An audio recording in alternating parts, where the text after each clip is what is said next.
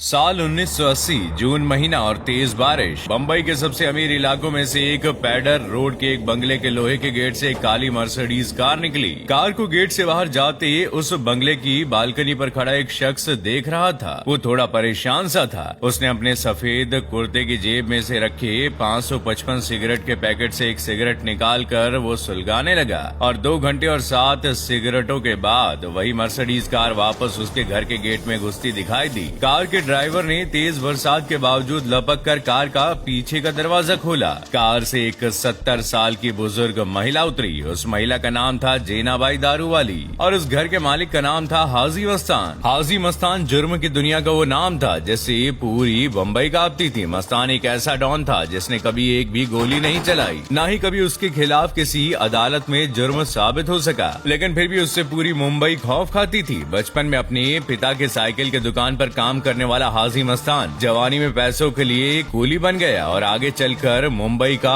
Underworld don भी बना। इसकी कहानी किसी फिल्मी कहानी से कम नहीं है। 1944 के दशक में मस्तान की मुलाकात मुंबई की गालिब शेख नाम के एक आदमी से हुई थी। उसने मस्तान से कहा कि अगर वो डॉकयार्ड पर कूली बन जाए और कपड़ों के थैले में कुछ सामान चीजें छुपाकर बाहर लाए तो वो उसके बदले उसे अच्छा खासा पैसा देंगे। मस्तान ने डॉक पर कूली का काम शुरू कर दिया। उस समय लोग विदेशों से इलेक्ट्रॉनिक सामान, महंगी घड़ियां और सोना चांदी के गहने लेकर आते थे जिस पर बहुत टैक्स लगता था, इसलिए डॉकयार्ड पर तस्करी करना बड़े फायदे का सौदा था। मस्तान इस काम में धीरे धीरे माहिर हो गया जिसके बदले उसे अच्छा पैसा मिलने लगा। मस्तान का एक रूल था, वो उन्हीं सामानों की तस्करी करता था जिससे किसी की भी जिंदगी को नुकसान न हो। वो ड्रग्स या हथियार की स्मगलिंग नहीं करता था। 1950 का दशक मस्तान की जिंदगी के लिए किसी ईद से कम नहीं था। साल 1956 में दमन और गुजरात का सबसे बड़ा स्मगलर सुकूर नारायण बखिया से मस्तान की मुलाकात हुई। इस मुलाकात के बाद दोनों में दोस्ती हो गई और दोनों मिलकर स्मगलिंग का काम करने लगे।